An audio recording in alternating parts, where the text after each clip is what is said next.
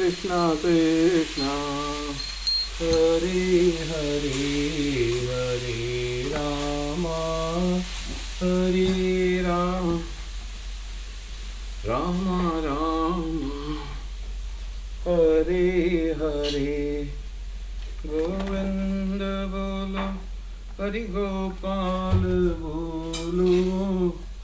आज हम श्रीमद् भागवतम के प्रथम स्कंद का पेज 29 पढ़ेंगे।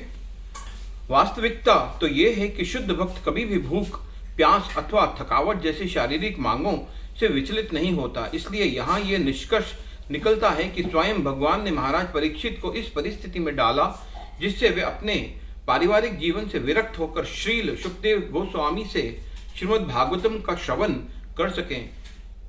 शमीक ऋषि द्वारा राजा के किसी भी प्रकार के आवभगत का प्रश्न ही नहीं था, न आसन, न जल और न ही मधुर शब्द।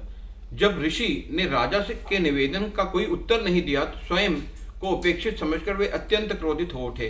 यद्यपि महाराज परीक्षित ऋषि से किसी राजसी स्वागत की अपेक्षा नहीं कर रहे थे, परंतु उनके द्वारा एक आसन, थोड़ा जल तथा कुछ मधुर शब्दों की अपेक्षा करना गलत नहीं था। चूंकि महाराज परीक्षित सम्राट थे, ऋषि द्वारा उनका स्वागत नहीं किया जाना निश्चित ही विस्मयजनक था और साथ ही महाराज परीक्षित जैसे महान भक्त के लिए ये उतना ही विस्मयजनक था कि वे एक महान ऋषि पर क्रोधित हो गए। इसलिए यह निष्कर्ष निकाला जा सकता है कि उनका व्यवहार भगवान की योजना का ही एक हिस्सा था। क्रोधवश में ऋषि की कुटिया से बाहर निकलते हुए महाराज परीक्षित के द्वार के निकट एक मृत सर्प दिखाई दिया। अपने धनुष के एक छोर से उसे उठाकर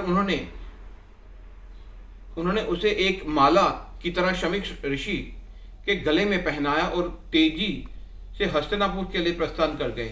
वास्तव में उन जैसे राजऋषि का स्वागत माला इत्यादि के साथ होना चाहिए था, परंतु अपने उपेक्षा देखकर उन्होंने शमीक ऋषि के गले में उस मरे हुए सर्प का माला पहना दी। उन जैसे महान एवं धर्मपरायण राजा के लिए नादानी भरी यह व्यवहार निश्चित ही आश्चर्यजनक था। घर लौटते समय वे रह रहकर अपने व्यवहार पर पश्चाताप करने लगे।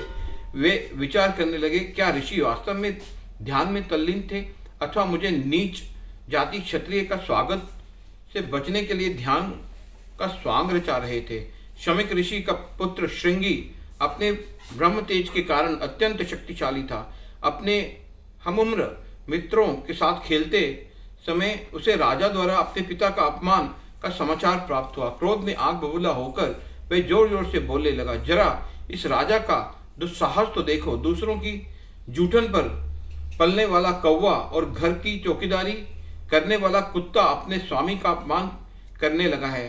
क्या एक कुत्ता कभी घर में प्रवेश करके अपने स्वामी के साथ भोजन करने का अधिकारी हो सकता है? भगवान श्री कृष्ण के अदृश्य होते ही ये कल के राजा इतने उछल कूद करने लगे हैं। मुझे इस मामले को अपने हाथों में लेकर इस दुष्ट को दंडित करना ही होगा।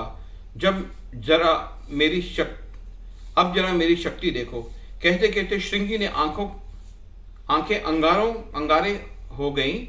कौशिक नदी के पवित्र जल का अंजलि में भरकर उसने महाराज परीक्षित को शाप दे डाला। कुरु वंश के इस पतित वंशज ने मेरे पिता का अपमान करके एक महान अपराध किया है। फलस्वरूप आज से ठीक 7वें दिन तक्षक के डसने से इसकी मृत्यु हो जाएगी। समाज में प्रवेश करने के लिए घात लगाकर बैठे कलियुग की इस मूर्ख एवं घमंडी ब्राह्मण पुत्र के माध्यम से एक सुअवसर प्राप्त हो गया। इस प्रकार ब्राह्मणों के मन में निम्न वर्णों तथा क्षत्रिय, वैश्य और शूद्रों के प्रति घृणा का भाव का आरंभ श्रृंगी के साथ हो गया और ब्राह्मणों के अन्याय के पहले शिकार बने महाराज परीक्षित। शाप उगलकर जब श्रृंगी घर लौटा तो उसने अपने पिता को समाधि में लीन बैठा पाया। सर्प अभी तक उनके गले में पड़ा था। श्रृंगी इस दृश्य को देखकर जोर जोर से आर्तस्वर में रोने लगे। साथ ही उसे राजा को शापित करने की अपनी महान गलती का अनुभव भी हो रहा था। हरे कृष्णा कृष्णा कृष्णा।